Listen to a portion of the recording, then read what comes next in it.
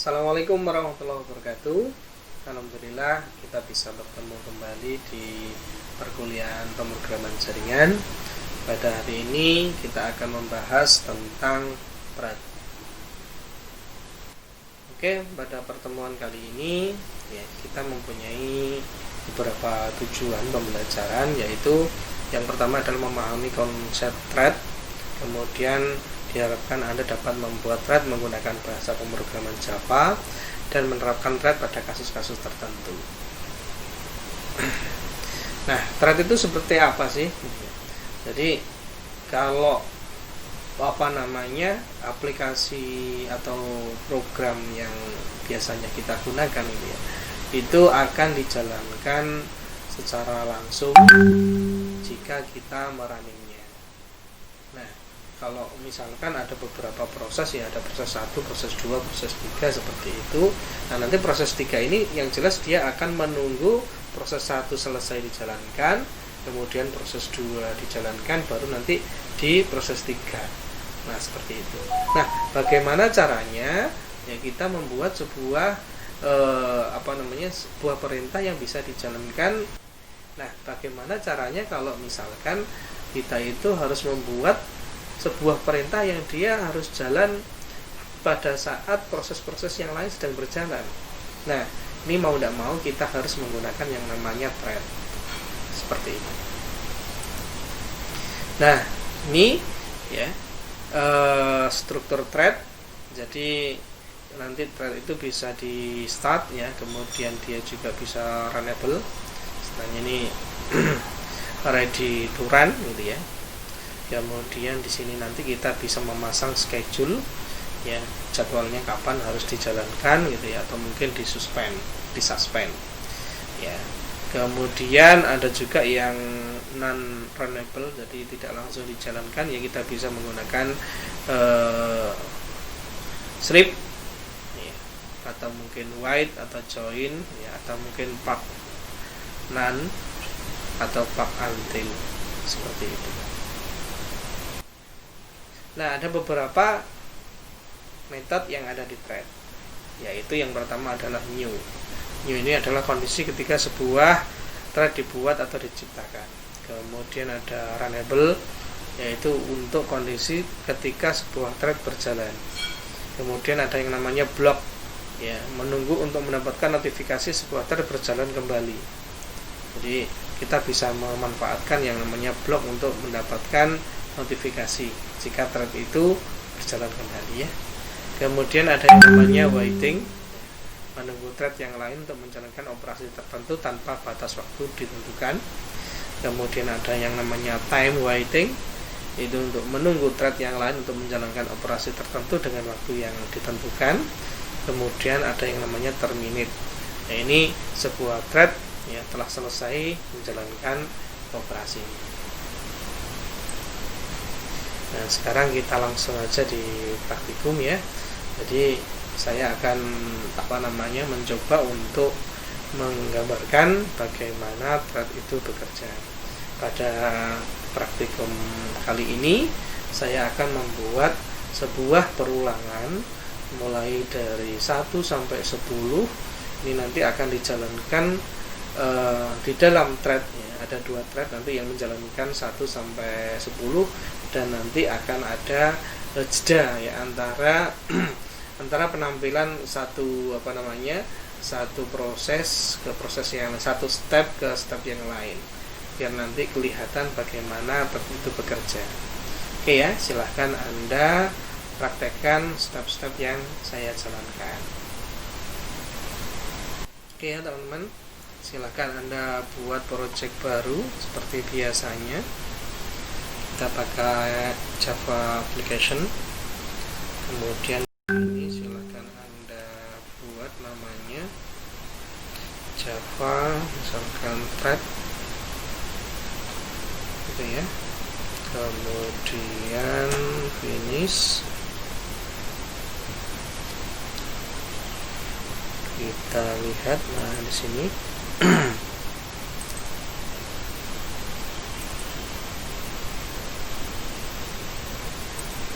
Oke, di sini masih kosongan Nah, di sini kita bisa memasang kelas ya, yang nanti isinya adalah thread yang pertama. Misalkan di sini saya pilih Java class. Ini saya beri nama thread 1 ya, thread 1 seperti itu.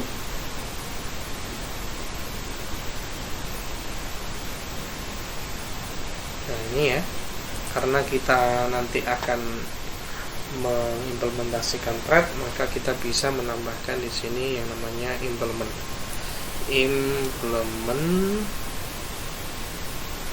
Kita tunggu.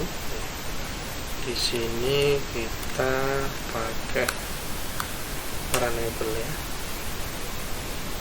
Nah, pasti nanti dia akan error karena yang namanya runnable itu pasti harus ada runningnya.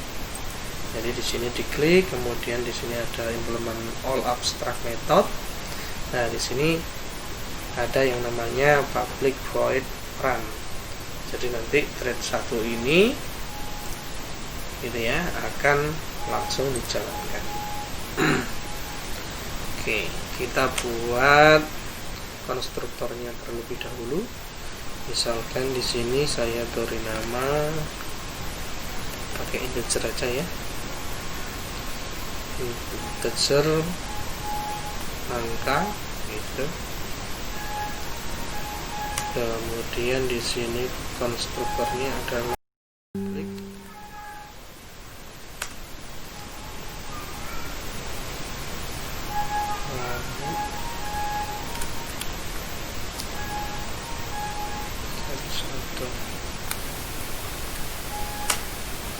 seperti ini. Kemudian di sini kita isi int dengan nama angka ya. Kemudian di sini biar nanti nilainya itu masuk ke dalam variabel yang ada di sini, berarti nanti kita akan taruh di sini ya, this dot angka sama dengan angka. Oke.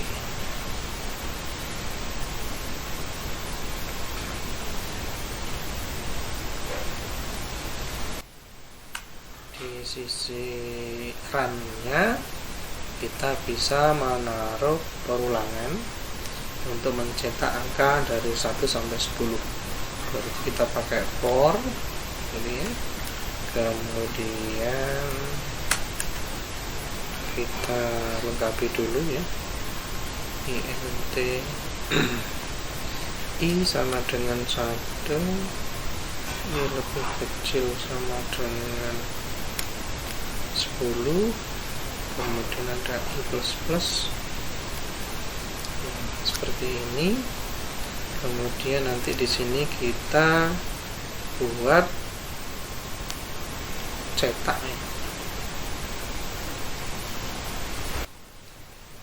Kita buat mencetak angka 1, 2, 3 sampai 10. Berarti di sini kita tambahkan system out print ya, angka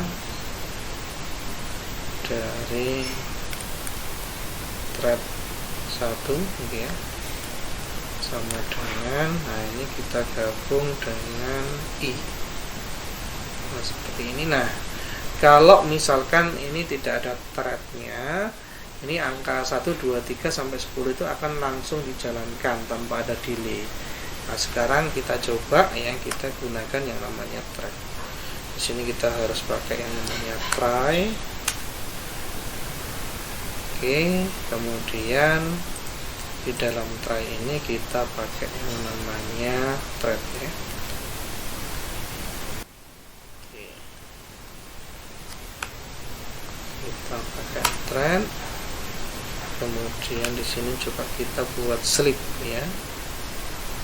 Slip. Oke, slip ini dia hitungannya adalah per 1000 detik. Jadi kalau misalkan di sini saya tulis 100 ya, berarti 100 per 1000 nanti. Nah, jadi nanti waktu perulangan dia akan terjeda ya, waktu menuliskan angka 1, 2, 3 sampai 10 seperti itu.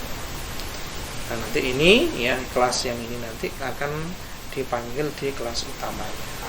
Berikutnya kita buat kelas baru. Dia juga akan menjalankan thread gitu ya. Nah, di sini beri nama thread 2. Oke.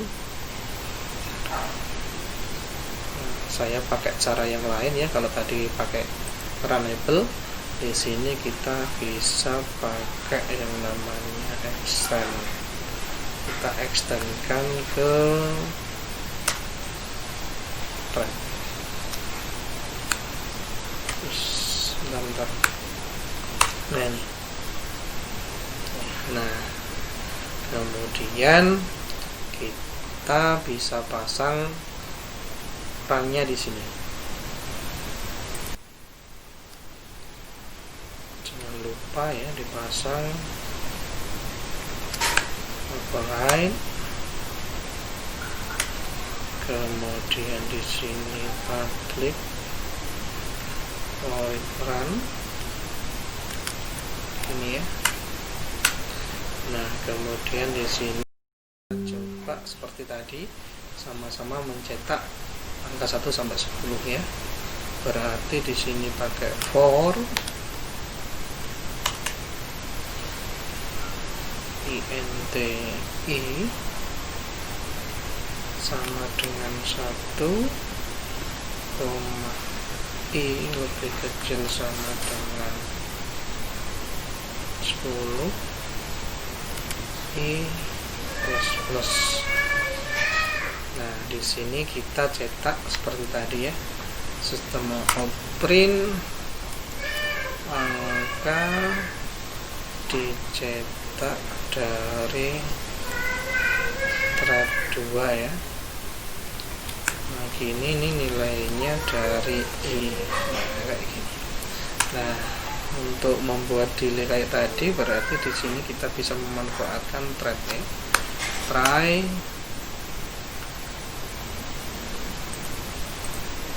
kemudian dot sleep. Oke. Nah, ini sementara kita samakan dulu nilainya ya. Nah, kita sudah membuat thread 1 sama thread 2. Nah, di sini kita bisa panggil kelas yang sudah kita buat di main class. Jadi di sini kita harus buat yang namanya Java main class. Misalkan saya beri nama seperti ini ya, new thread. Nah, di sini di main class-nya kita bisa panggil, caranya seperti ini teman-teman. Kita pakai thread dulu, ini namanya a sama dengan new thread. Kenapa demikian ya, karena tadi kan tidak ada extend ya, tidak extend ke thread ya. Nanti kita pakai seperti ini. Nah, baru di sini nanti yang runnable-nya yang mana gitu ya. Berarti di sini new. Nah, baru di sini kita pakai panggil yang thread 1. Nah, dia akan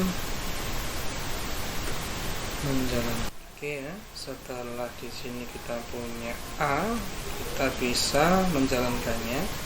A.start seperti ini. Kemudian kita panggil thread yang kedua, thread 2. Kita beri nama B sama dengan new thread 2. Oke. Kemudian di sini b.start. Oke. Nah, thread 1 dan thread 2 sudah dipanggil ya, dan dijalankan. Nah, kalau pemrograman yang biasa ini nanti dia akan dijalankan proses yang ada di sini dulu, kemudian kalau sudah selesai baru yang di sini. Nah, karena di sini semuanya mengandung thread, berarti nanti yang A sama B ini akan dijalankan secara bersama-sama. Kita coba ya, running.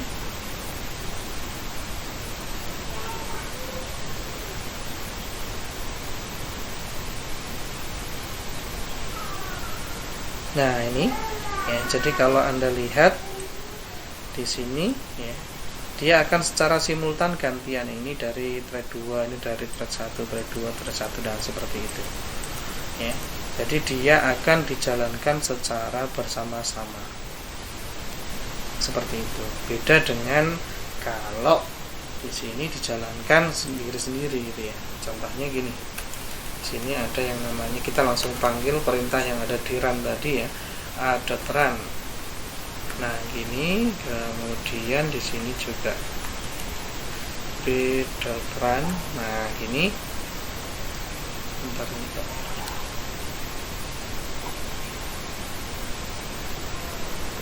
Oke, kemudian nah gini. Nah, ini threadnya tidak dijalankan, tetapi kita menjalankan perintah yang ada di run. Nah, nanti akan hasilnya seperti ini teman-teman ya.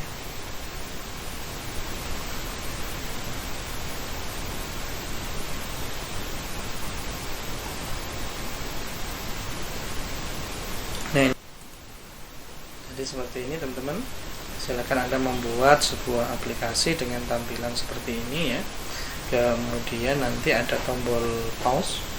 Nah, ini adalah tampilan untuk yang di sisi klien ya. Jadi datanya itu nanti secara real time ini ya, per detik dia akan berubah ya, jamnya sesuai dengan jam sekarang. Nah, kemudian si klien juga bisa melakukan pause ya, itu untuk menghentikan pergerakan data di sini. Nah, tampilan ini nanti juga akan kelihatan di sisi temennya pakai soket. Jadi data yang ada di sini itu nanti dikirimkan ke klien, dikirimkan ke temennya menggunakan soket gitu ya. Jadi tampil di sini, silakan Anda tampilkan di temannya. Jadi temannya tidak ada tombol pause-nya ya, tetapi bisa melihat pergerakan di sini ya, pergerakan jam. Nah, ini setiap detik akan berganti. Nah, seperti itu. Kemudian kalau misalkan di sini tombol pause-nya diklik, berarti nanti di sana juga akan berhenti. Kalau misalkan di sini nanti diklik lagi start, berarti nanti di sana juga akan jalan lagi. Seperti itu teman-teman ya. Silakan Anda buat project ini. Kemudian silahkan Anda buatkan video untuk diupload di LMS Polinema ACID. Dari saya mungkin itu saja. Silahkan belajar, ikuti langkah-langkah yang telah saya buat ya, semoga ilmu yang saya berikan ini bermanfaat bagi Anda. Assalamualaikum warahmatullahi wabarakatuh.